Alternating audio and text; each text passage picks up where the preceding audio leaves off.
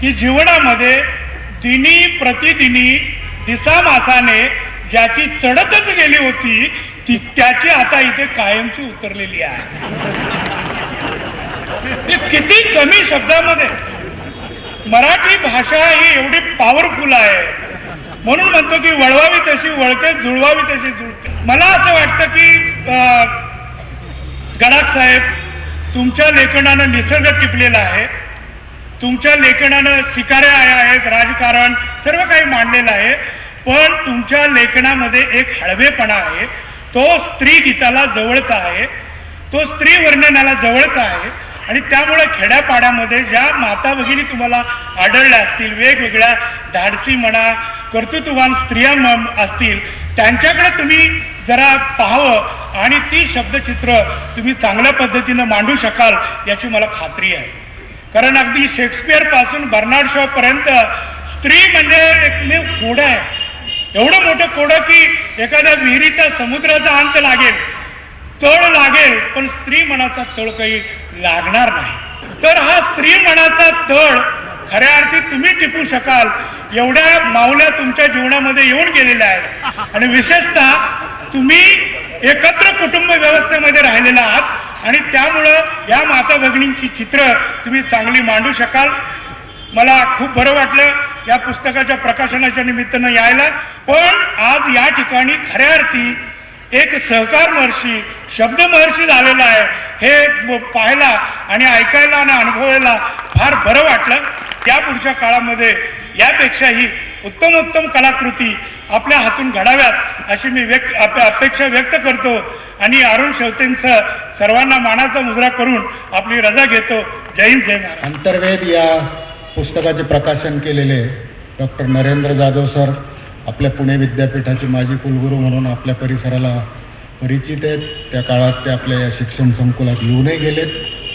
Sir जागतिक कीर्तीचे अर्थतज्ञ आहेत, नामवंत शिक्षणतज्ञ आहेत, निष्णात नियोजनकार आहेत, सामाजिक चळवळीतले नेते आहेत आणि मराठी पुस्तकांचे ते बेस्ट सेलिंग लेखक आहेत. 2009 ते राष्ट्रीय नियोजन आयोगाचे सन्माननीय सदस्य आहेत. माननीय पंतप्रधान या समितीचे अध्यक्ष आहेत. 2010 ते राष्ट्रीय सल्लागार परिषदेचे सदस्य आहेत. माननीय सोनियाजी या समितीचे अध्यक्ष आहेत. त्यापूर्वी डॉक्टर जाधव सर 31 वर्ष रिझर्व्ह बँकेमध्ये त्यांनी आपली सेवा दिलेली आहे. आंतरराष्ट्रीय नाणेनिधी, इथिओपिया सरकार, अफगाणिस्तान या सगळ्या याच्यामध्ये त्यांनी अर्थ सल्लागार म्हणून काम केलेलं आहे. सरांची आजवर 14पेक्षा जास्त पुस्तकांनी 100पेक्षा जास्त शोधनिबंध राष्ट्रीय आणि आंतरराष्ट्रीय पातळीवर प्रकाशित झालेले आहे. आमचा बाप आणि आम्ही या पुस्तकाच्या माध्यमातून ते अवघ्या महाराष्ट्राला सुपरिचित. मला सांगायला अतिशय आनंद होतो की आमचा बाप आणि आम्ही याची 151वी आवृत्ती लवकरच प्रकाशित होणार आहे. मला माहीत नाही आकडेवारी, पण 151 आवृत्त्या मला वाटतं कुठल्या पुस्तकाच्या निघाल्यात की नाही याविषयी शंका आहे. हे पुस्तक आता 20 भाषांमध्ये गेलं आहे. त्यात English, French, Spanish, Korean, Thai आणि कदाचित आता चायनीज, जापनीज याही भाषांचा समावेश असेल. त्याच्या तब्बल 5.5 लाख प्रती आतापर्यंत विकल्या गेलेल्या आहेत. सरांची आर्थिक संपत्ती मला नाही माहिती, पण सर पुस्तक लखोपती आहेत हे 5.5 लाखाच्या आकड्यावरून नक्की कळतं.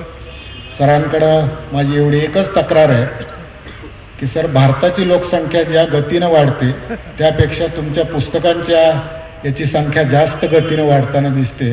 पुस्तक गतीचा दुपारी वेबसाईटवरचा आकडा 5 लाख होता, तो संध्याकाळपर्यंत 5.5 लाख झालेला आहे.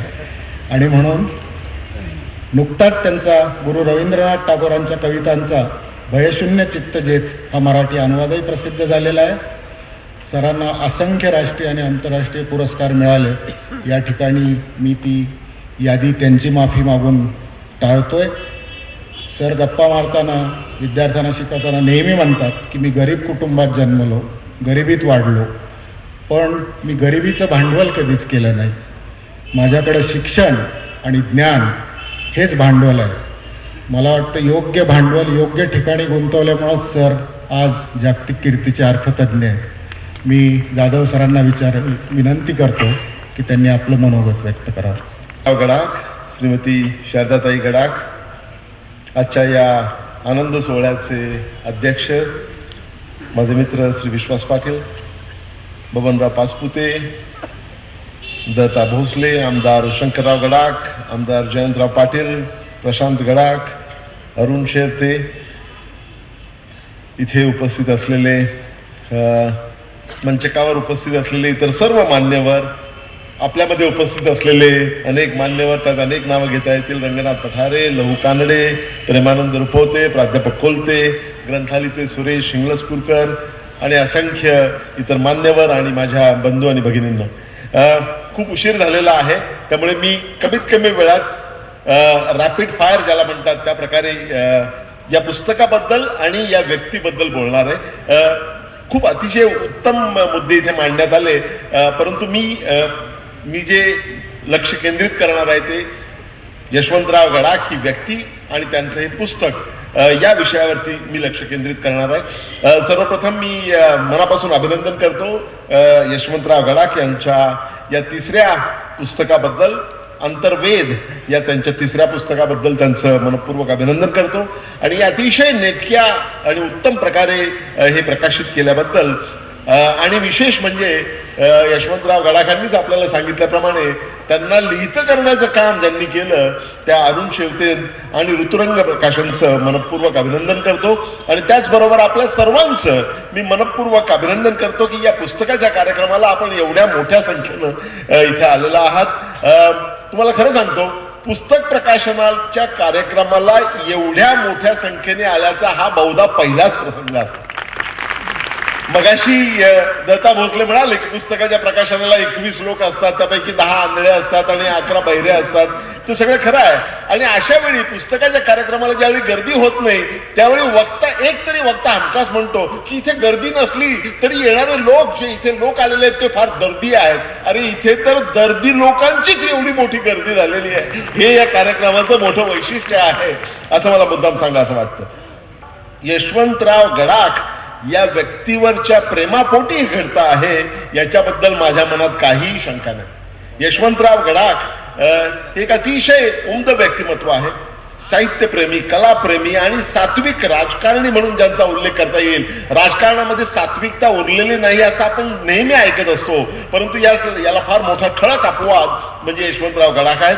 त्यांचा जिव्हाळा, त्यांची आत्मीयता, त्यांचा अकृत्रिम अगत्य याचा अनुभव माझ्यासारखाच आपण सगळ्यांनी घेतलेला आहे आणि त्या अगत्यानेच आपण इथे आज आलेला आहात.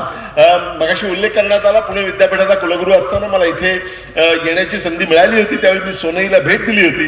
किंबहुना मी तर असं म्हणेन की सोनई सारख्या ठिकाणी अनेक साहित्यिकांची मांदियाळी वेळोवेळी जी आलेली आहे ती केवळ यशवंतराव गडाख या व्यक्तीमुळे आलेली आहे. एरवी सोनईकडे हे सगळे साहित्यिक एवढ्या मोठ्या प्रमाणावर इथे आले असते असं मला तरी वाटत नाही. सोनईचा परिचय महाराष्ट्रामध्ये किंवा संबंध देशामध्ये जो आहे तो सध्या यशवंतरावांच्या मुळे आहे याच्याबद्दल माझ्या मनात काही शंका नाही. यशवंतराव चव्हाणांचा सांस्कृतिक आणि साहित्यिक वारसा पुढे चालवणारे राजकारणी म्हणून आपण सर्वजण यशवंतराव गडाख यांना ओळखतो. साहित्य, संगीत, नाट्य, विनोद अशा सगळ्या प्रकारच्या याची उत्तम जाण असलेलं हे अत्यंत सुसंस्कृत व्यक्तिमत्व म्हणून आपण सगळेजण यशवंतराव गडाखांना ओळखतो. ते मृदुभाषी आहेत, ते मितभाषी आहेत. त्यांना कधीही कोणीही दुर्मुखलेलं, मग अशी त्यांनी फार छान उपमा दिली होती त्या एका व्यक्तीची पत्नीचं उदाहरण देताना, यशवंतरावांना कोणीही कधीही दुर्मुखलेलं असं पाहिलेलं नाही. अत्यंत प्रसन्न चेहऱ्याने ते वावरत असतात. आणि सगळ्यात महत्वाचं मला जे भावलेलं आहे ते म्हणजे पहिल्या भेटीत जो माणूस आपल्याला आपलाच करून घेतो अशी ही व्यक्ती आहे. आपल्याला माहिती आहे की काही काही व्यक्तिमत्व अशी असतात, काही काही व्यक्ती अशा असतात की त्यांचं नुसतं असणं सुद्धा आपल्याला दिलासाजनक वाटत असतं. म्हणजे त्यांना आपण दररोज भेटतो असं नाही, कित्येकदा महिने भेटत नाही, परंतु त्यांचं असणं हे सुद्धा आपल्याला दिलासा देत असतं. माझ्या व्यक्तिशा दृष्टिकोनातून पाहिलं तर अशी जी मोजकी व्यक्तिमत्व आहेत की ज्यांचं असणं सुद्धा दिलासाजनक वाटतं त्या व्यक्तींमध्ये मला आवर्जून उल्लेख करावा लागेल तो यशवंतराव गडाख या माझ्या मित्राचा. यशवंतरावांच्या बद्दल या पुस्तकामध्ये एक फार उत्तम त्या पुस्तकाबद्दल बोलताना मला मुद्दाम सांगायला वाटतं की त्यामध्ये मधु मंगेश कर्णिकांचा एक अतिशय सुंदर लेख आहे व्यक्तीबद्दल. एक मित्र आणि एक लेखक यशवंतराव गडाख या नावाचा एक अतिशय अप्रतिम लेख आहे. त्या लेखामधले 2 परिच्छेद मला मुद्दाम वाचून दाखवायचे वाटतात. ते असं म्हणतात, मधु मंगेश कर्णिक म्हणतात, खरं तर लग्न हा कौटुंबिक सोहळा इन्या गिन्या इष्ट मैत्रांना आप्तेष्टांना बोलावून साजरा करायचा, पण कौटुंबिक गोष्टीतही सामाजिक स्वरूप देणारा, व्यक्तीपेक्षा समष्टी सांभाळणारा हा मुलखा वेगळा माणूस आहे. काहीतरी मुलखा वेगळं केल्या वाचं थोडंच राहणार. मोठ्या मुलाचं लग्न ठरलं. मराठा समाजातील खानदानी कुळाचार म्हणजे लग्न खानदानाला साजेशा असा थाटाच करायचं. खूप डांबडौल जेवणावळी गडगनेर मानाचा श्रीमंती बसता सगळे आप्तेष्ट त्यांचं मानपान लाखो रुपयांचा चुराडा. यशवंतरावांनी या साऱ्याला फाटा द्यायचं ठरवलं. मराठा समाजात तोवळ रजिस्टर्ड लग्न हे कुणालाच रुचणारं नव्हतं मराठा समाजात.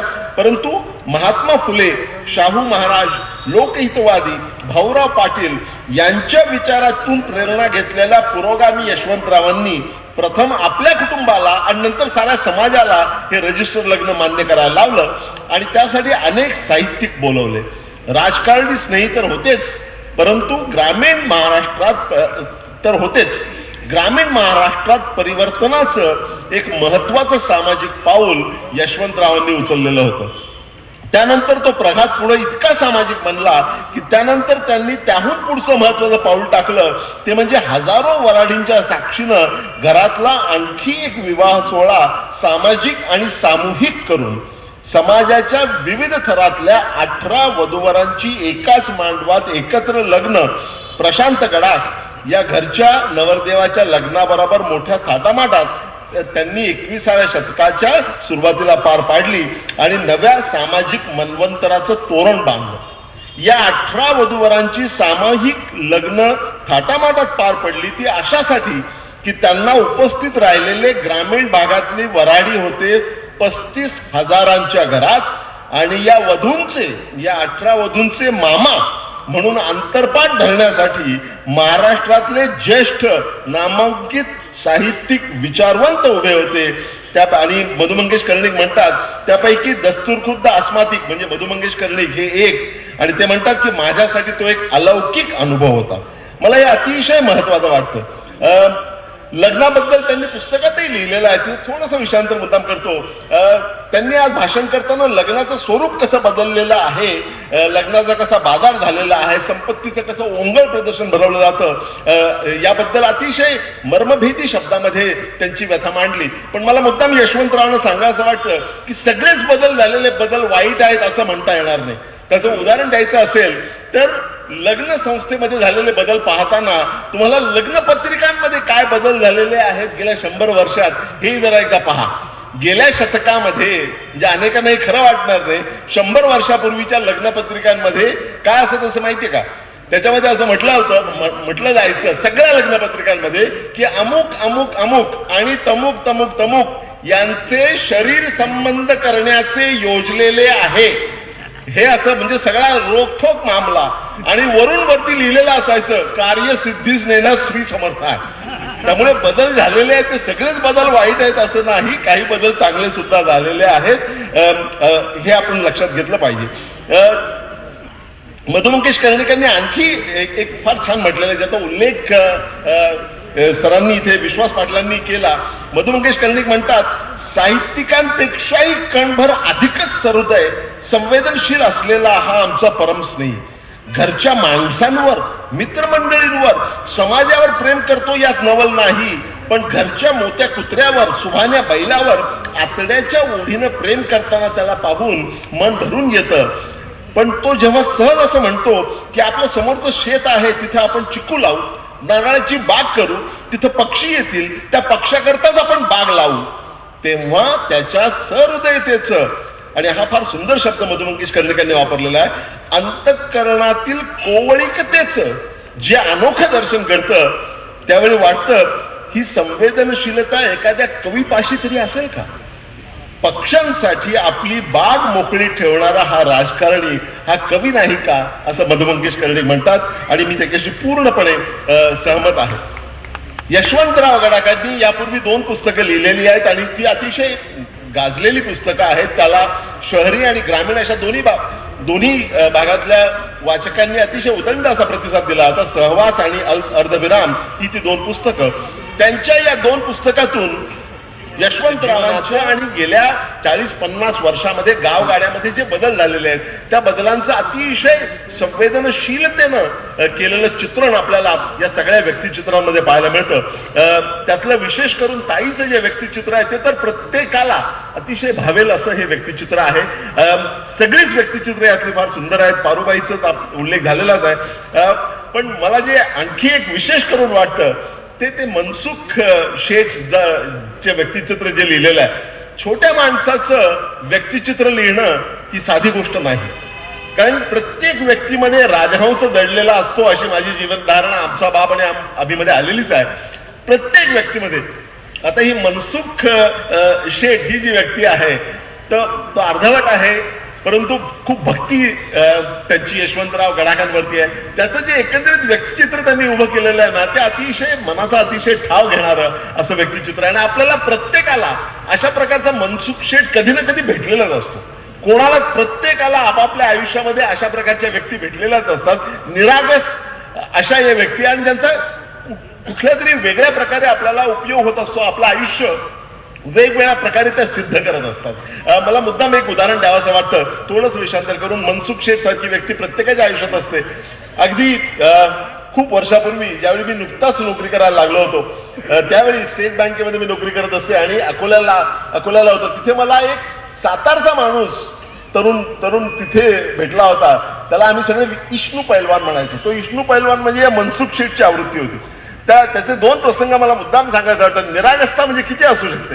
एक दिवशी त्याने माझ्याकडे आला आणि मला म्हणाला, का हो सर तुम्ही अर्थशास्त्राचा अभ्यास केलाय ना. तर मी म्हटलं हो. मग मला अर्थशास्त्र शिकवणार का.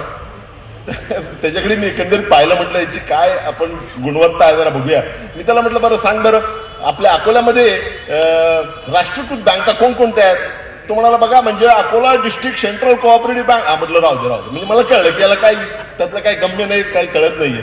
मग मी त्याला म्हटलं की ते लिहिणं मी काहीतरी कारण करून टाळलं. एक दिवशी तो संध्याकाळी माझ्याकडे आला आणि तावातावाने तो मला बोलला की मला तुम्ही पेपर सोडवायला मदत करणार ना. तर मी त्यावेळी म्हटलं होतं की हो मदत करेन. एक दिवशी तो दुसऱ्या दिवशी येणारा पेपरच घेऊन आला. त्यावेळी ते प्रकार होत होते आणि सांगितलं की आता हा पेपर मला सोडवून द्या. आता माझ्या पुढे धर्मसंकट होतं, पुढे मी कुलगुरू होणार वगैरे मला माहित नव्हतं. त्यावेळी मी विद्यार्थी होतो, विद्यार्थी दशेतून नुकताच याच्यामध्ये गेलो होतो. तर आम्हाला धर्मसंकट आता दाखवायचं, याला कसं काय मदत करायची आमची सगळ्यांची इच्छा होती.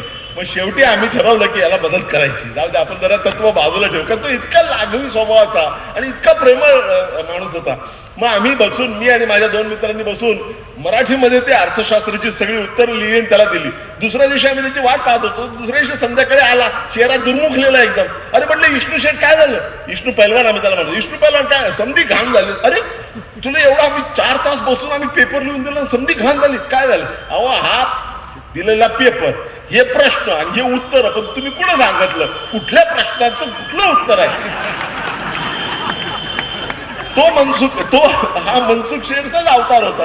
त्याचा दुसरा एक प्रसंग फार अतिशय गमतीदार. हा एकेकाळी त्यावेळी 1976ची गोष्ट मी करतो आहे. तर त्यावेळी आणीबाणी आणि त्यावेळी जी गुंडगिरी वगैरे चालायची आपल्याला सगळ्यांना माहिती होती. तर त्यावेळी हा आपल्या काही मित्रांबरोबर बसताना पेपर देताना तो चाकू लावून बसायचा, असा त्याचा लौकिक होता. एक दिवशी तो चाकू न लावता बसला होता आणि ते कोणीतरी तो नवीन इन्व्हिजिलेटर होता तपासणी करायला आलेला. त्याने पाहिलं हा आपला पेपर लिहितोय किंवा लिहिण्याचा प्रयत्न करतोय. काही येत नव्हतं झालं तर लिहिण्याचा प्रयत्न करत होता. तिथे खाली एक कागदाचा कप्पा पडलेला होता. ते कोणीतरी त्या इन्व्हिजिलेटरने पाहिला, तरुण इन्व्हिजिलेटर तडफदार वगैरे. त्याने तो कप्पा उचलला. त्याच्यावर लिहिलेला मजकूर हा त्या दिवशीच्या पेपरसाठी सुसंगत असा होता. म्हणून त्याने विचारलं की ही कॉपी तुमची आहे. विष्णू पैलवानने सांगितलं ही कॉपी माझी नाही. त्या इन्व्हिजिलेटरने आवाज चढवला, ही कॉपी तुमची आहे. विष्णूने शांतपणे सांगितलं हा पेपर, ही कॉपी माझी नाही. शेवटी तिथे विद्यार्थिनी वगैरे होत्या, नवीन इन्व्हिजिलेटर जरा उत्साही वगैरे होता, त्याने तो जरा तावातावाने तो बोलायला लागला आणि आरडाओरडा करायला लागला, ही कॉपी तुमची आहे. म्हणजे शेवटी यांनी सांगितलं विष्णू पैलवानने, ही कॉपी माझी नाही, तुम्हाला सांगितलं ना माझी कॉपी ही बघा ह्या इकडं आहे. त्यामुळे असे मनसुख सेठ हे आपल्या सगळ्यांना भेटत असतात. अशा या छोट्या माणसाचं व्यक्तिचित्र इतक्या सहृदयतेनं आणि इतक्या उत्तम पद्धतीने सरांनी लिहिलेलं आहे की त्याची मनापासून दाद द्यावीशी वाटते. त्यांची आता या तिसऱ्या पुस्तकामध्ये त्यांनी त्यांच्या वाढत्या वयानुसार, वाढत्या अनुभवानुसार अधिकच समृद्ध झालेल्या त्यांच्या व्यक्तिमत्वाचा आपल्याला प्रत्यय तर येतोच, परंतु त्याच शिवाय वाचकाला अंतर्मुख करण्याचं त्यांचं जे सामर्थ्य आहे, लेखक म्हणून वाचकाला अंतर्मुख करण्याचं त्यांचं जे सामर्थ्य आहे, त्यांच्या चिंतनशीलतेचं हे जे सामर्थ्य आहे, त्याचाही प्रत्यय, त्याचाही अनुभव आल्याशिवाय राहत नाही. त्यांनी गेल्या 40-50 वर्षात गावगाड्यात झालेले बदल त्यांनी डोळसपणाने पाहिलेले आहेत आणि लहान मोठ्या माणसांची व्यक्तिचित्र अतिशय संवेदनशीलतेनं त्यांनी ती लिहिलेली आहेत आणि त्यातून हे पुस्तक सिद्ध झालेलं आहे. त्या पुस्तकाच्या सुरुवातीला त्यांनी अगदी मोजक्या शब्दामध्ये त्यांनी लेखक म्हणून ही भूमिका मांडलेली आहे. ती भूमिका मला फार महत्वाची वाटते. त्यांच्या पुस्तकातला सगळ्यात उत्तम भाग जर कोणता असेल माझ्या मते, ते शेवटचं त्यांनी लिहिलेलं प्रकरण जे आहे, माझं स्वगत हे त्यांचं पूर्ण पुस्तकातलं आणि त्यांचं जीवनविषयक जे तत्वज्ञान आहे, त्यांच्या आयुष्यातून त्यांनी जे शिकलेले आहे, भले बुरे जे अनुभव आले, ज्याचा उल्लेखही त्यांनी सुरुवातीला केला आपल्या भाषणामध्ये, या सगळ्या भाषणातून त्यांना जे सार गवसलेलं आहे, त्यांना ज्या गोष्टींची खंत वाटते आहे, त्याकडे त्यांनी निर्देश केलेला आहे. आणि मला असं वाटतं की पु ल देशपांडेंनी बटाट्याच्या चाळीचं शेवटी स्वगत लिहिलेलं आहे, त्यानंतर एवढं उत्तम स्वगत मी पहिल्यांदा वाचलेलं आहे आणि मला ते अतिशय मनापासून भावलेलं आहे. तीच भूमिका त्यांची भूमिका त्या स्वगतमध्ये त्यांनी डॉक्टर वसंतराव गोवारीकर, जे पुणे विद्यापीठाचे एकेकाळी कुलगुरू होते, त्यांच्या भाषणापासून सुरुवात केलेली आहे की हे बदल कसे होत आहेत आणि या बदलांना सामोरं जायला आपण काय करायला पाहिजे, हा धागा त्यांनी पुढे नेऊन आपली स्वतःची जी चिंतनशीलता आहे ती त्यामध्ये दाखवलेली आहे. तीच गोष्ट त्यांच्या लेखक म्हणून त्यांनी जी भूमिका मांडलेली आहे त्यामध्ये सुद्धा ती गोष्ट व्यक्त होते. 2 पानाची त्यांनी भूमिका मांडलेली आहे. त्यामध्ये त्यांचं एक पॅरेग्राफ आहे, तो मला मुद्दाम सांगायचा वाटतो. ते म्हणतात, लेखक म्हणतात, बुद्धी, कर्तृत्व, ज्ञान आणि विज्ञान, त्यातून होणारी विकासाची, प्रगतीची प्रक्रिया आणि भौतिक सुखाची उपलब्धी, या परिघामध्ये, या वर्तुळामध्ये व्यक्तिगत आयुष्य, समाज जीवन आणि जग चालतं असं मी मानत नाही. त्याला प्रेम, जिव्हाळा, श्रद्धा, आत्मीयता आणि स्नेहभाव यांची किनार लाभली तर आपण आपलं आणि सभोवतालचं जग सुंदर करू शकतो. आणि नेमकं या पुस्तकातून त्यांनी असंच आपलं स्वतःचं आणि जग आणि आजूबाजूचं जग, सभोवतालचं जगणं हे सुंदर कसं करता येऊ शकेल याची प्रेरणा त्यांनी या पुस्तकातून दिलेली आहे. ते म्हणतात, नव्या पिढीनं यातलं थोडंसं जरी समजून घेतलं तरी मला समाधान वाटेल. मित्रांनो, माझी खात्री आहे की नवीन पिढी हे समजून घेईल याच्याबद्दल काहीही माझ्या मनात शंका नाही. त्याच भूमिकेमध्ये त्यांनी असंही म्हटलेलं आहे की आता, आणि याबद्दल फार मोठ्या प्रमाणात दुमत होऊ शकेल, ते म्हणतात, यशवंतरावजी म्हणतात, लागले नेत्र पैलतिरी अशी अवस्था. सगळं जीवन यश अपयशासह मी जगत आलेलो आहे, आता रीते पण येत चालला आहे. नेमक्या याच वळणावर कविमित्र अरुण शेवते भेटले आणि त्यांनी मला लिहिण्यासाठी प्रोत्साहित केलं. हे फार महत्वाचं आहे. संस्था, कारखानदारी यांची निर्मिती करत असताना आणि ती झाल्यावर जेवढा आनंद मला मिळाला तेवढाच, किंबहुना त्यापेक्षाही काकणभर ज्या क्षणातून मिळालेला आहे, वेदनेतून मिळणारा मातृत्वाच्या निर्मितीचा आनंद हा जसा स्त्रीच्या जीवनातला अत्युच्च क्षण असतो, सुखाचा आनंदाचा क्षण असतो, तसा कवी आणि लेखक यांना त्यांच्या लेखन निर्मितीतून तोच आनंद मिळत असतो. कारण प्रत्येक पुस्तक हे त्या लेखकाचं अपत्य असतं. ही भूमिका त्यांनी मगाशी भाषण करताना सुद्धा मांडली. यशवंतरावजी म्हणतात तसं प्रत्येक पुस्तक हे लेखकाचं आपलं अपत्य असतं हे खरं आहे, पण ते सर्वार्थानं खरं नाहीये. कारण आपल्याला मुलं बाळ होत असतात ती सर्वसाधारणपणे तरुण वयात अपत्य म्हणून पुस्तकांचं काही तसं नसतं. आता हेच बघा ना, एवढं समृद्ध आयुष्य जगलेल्या यशवंतरावांना उतार वयामध्ये हे तिसरा अपत्य झालेलं आहे. आपल्या सर्वांच्या वतीनं माझं यशवंतरावांना एवढंच सांगणं आहे की त्यांना आता थांबू नये. 2 या 3 बस, पुस्तकाला तुम्ही अपत्य जरूर म्हणा, परंतु 2 या 3 बस असं म्हणून आपण थांबू नका. आम्हा सर्वांची आयुष्य समृद्ध करणारी अधिकाधिक पुस्तकं यशवंतरावजींनी लिहावीत. त्यासाठी आपल्या सर्वांच्या आवडत्या यशवंतरावांना दीर्घायुरोग्य लाभावं अशी प्रार्थना करून अंतर्वेद या त्यांच्या 3ऱ्या पुस्तकाचं प्रकाशन झालं असं मी आनंदानं जाहीर करतो आणि आपली रजा घेतो. जय हिंद, जय महाराष्ट्र. सर्वांना विनंती आहे की पसायदान होऊन कार्यक्रम संपणार आहे. त्यापूर्वी सर्व उपस्थित मान्यवर आणि आपल्या सर्वांचं संयोजकांतर्फे मी आभार मानतो. श्री संजयजी गीते पसायदान सादर करतात. कृपया 2 मिनिट आपण थांबा.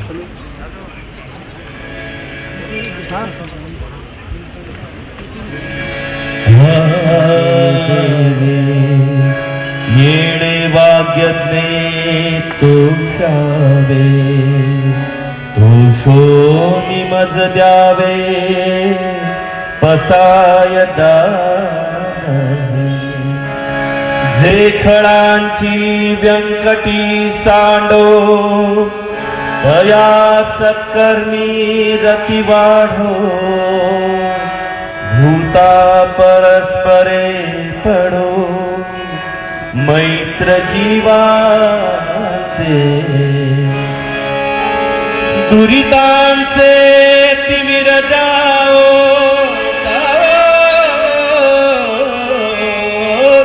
दुरितांचे तिमिर जाओ, विश्वस्वधर्म सूर्य पावो, जो जे वांछील, जो जे वांछील तो ते लाभो, प्राणी जात वर्षत सकळ मंगळी, ईश्वर निष्ठांची मांदियाळी, अनवरत भूमंडळी भेट तू भूता, चला कल्पतरूंचे आरव, चेतना चिंतामणीचे गाव, बोलते जे अर्णव पियुषाचे, चंद्रमेदे अलांछन, मार्तंड जे तापहीन, ते सर्वाही सदा सज्जन, सोय रे हो तू, किंबहुना सर्व सुखी, पूर्ण होनी तिही लोकी, भजिजो आदि पुरुखी, अखंडित आणि ग्रंथोपजीविये, विशेषी लोकीये, दृष्टादृष्ट विजय होवावे जी, येथ म्हणे श्री विश्वेश्वरा, हा होईल दान पसावो, येणे वरे श्री ज्ञानदेवो, सुखिया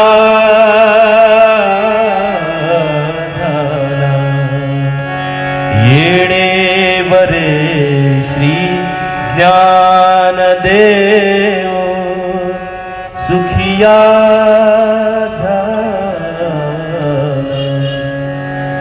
सुखिया